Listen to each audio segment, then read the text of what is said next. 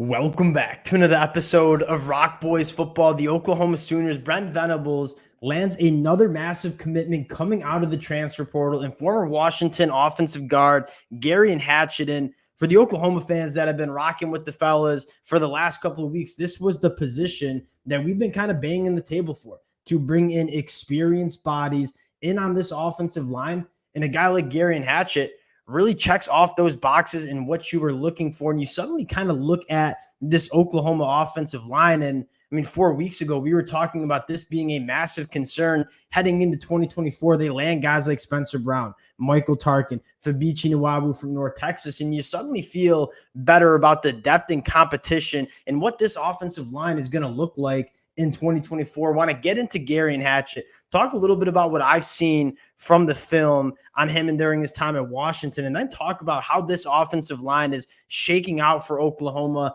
heading into that 2024 year. Before we get into it, just want to say, as always, thank you to you guys. And many of you guys know I've had an absolute blast covering this Oklahoma Sooners program in the transfer portal, giving you guys some of my takes on some of these commitments. Cannot thank you guys enough for all the support you guys have shown the boys. If y'all do enjoy the content, consider subscribing to the channel. And without further ado, let's get into Geirean Hatchett. Now, I want to start with what we've seen from the film. Now, at Washington in 2023, now keep in mind, this is an offensive line that won the Joe Moore Award, was considered the best offensive line in the 2023 season, started 4 games.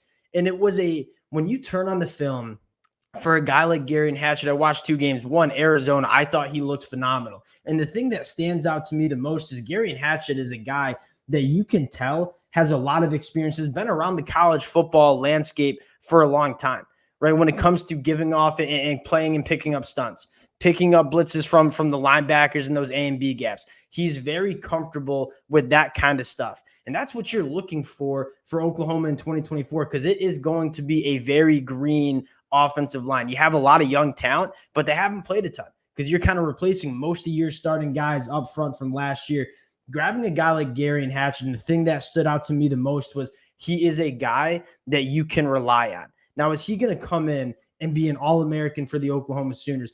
I'm not going to rule it out. He was a 4-star prospect coming out of high school, but from the film that you saw, he's not necessarily an All-American guard that's going to be absolutely dominant along the line of scrimmage. But what he is a guy that has played a lot on a very good offensive line, has a lot of reps in pass protection with that Washington offense, and is going to be reliable. And that is exactly what the Oklahoma Sooners need. Now, you check out the Oregon game, a little bit more struggle there going up against guys like Brandon Dorlus on the inside, really quality players, but he held his own. And those are some of the better defensive linemen that you'll see in the entire country that the Oregon Ducks had. So you're feeling pretty good about Geirean Hatchett coming in and being an immediate kind of guy that is gunning for a starting spot for the Oklahoma Sooners. And you look at how this offensive line is kind of filling out heading into spring practice, fall camp in the 2024 season. It was, again, a concern probably 6 weeks ago when the transfer portal was just opening up and you're losing a lot of talent. I think Brent Venables and the staff have done a really good job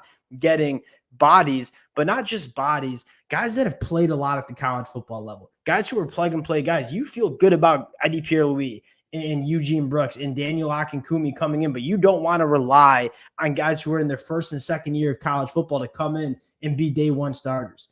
You want to make sure if they are starting, they are earning those reps and they're earning that starting position, and beating out a guy like Geirean Hatchett, who's been very solid for Washington, kind of ensures that. And so you look at this offensive line, and again, this roster is in a really good spot. You look at the quarterback position, the wide receiver position, the running back, throughout the defense, there are a lot of boxes checked. This offensive line was one of those boxes that we were looking for them to address in the portal, and I think they've done that, right? You look at the tackle spot, you have Jacob Sexton, who many of you guys know I'm a big fan of Jacob Sexton. I think he has a very bright future for the Oklahoma Sooners. You land a guy like Spencer Brown, who has a ton of experience in the Big Ten at the tackle position, and then you go out and get a guy, Michael Tarkin, who looked awesome for the Florida Gators, kind of took a step back at USC, a guy that has shown you that he can play the Power 5 position or the tackle position at the Power 5 level. So you look at the tackle position, you got 3 tackles that you feel pretty good about, and it is going to be a healthy competition to see who emerges as your 2 starting tackles. And the guy that maybe doesn't win the job can either kick into guard or be that third tackle that can come in when you need him. Then you look on the inside, You land a guy like Fabici Nuawu, who I think is an absolute road grader. Checking out some of his film from North Texas, you talk about establishing the line of scrimmage, moving bodies off the line of scrimmage. I think if a guy like Fabici Nuawu certainly can do that. You add a guy like Geirean Hatchett, who I think, again, a massive addition in terms of an experienced guy that's been in the college football landscape for a long time. You have Josh Bates, you have Jake Taylor, and then a guy like Eugene Brooks, again, is probably the guy that I'm taking a look at who could potentially be a true freshman starter for the Oklahoma Sooners in 2024. And then at the center spot, you have Troy Everett, who I think is absolutely nails. I think he's going to be phenomenal for Oklahoma at that center position.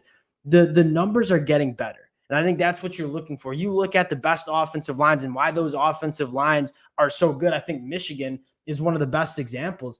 They got 8, 9, 10 guys that they feel comfortable trotting out there to start on that offensive line. So one, you have the depth, but more importantly, you have a very, very healthy competition. And if you want to start for this Oklahoma Sooners offensive line, I mean, you're going to need to be good because there are a lot of good players on this Oklahoma offensive line that are going to be battling it out and competing.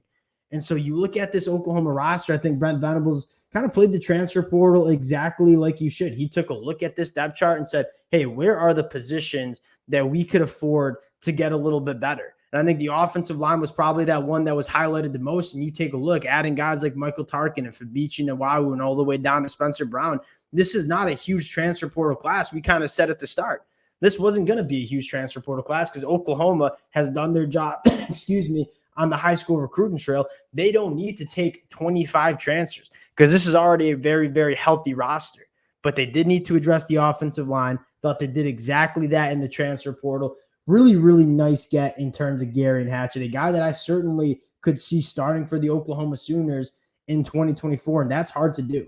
Landing starting caliber offensive linemen is hard, and I think Oklahoma might have landed 3 or 4 of them. Appreciate you guys rocking with the fellas again. It's a blast talking this program. A nice get for the Sooners with Geirean Hatchett. If y'all do enjoy the content, consider subscribing to the channel, and we'll talk to y'all later.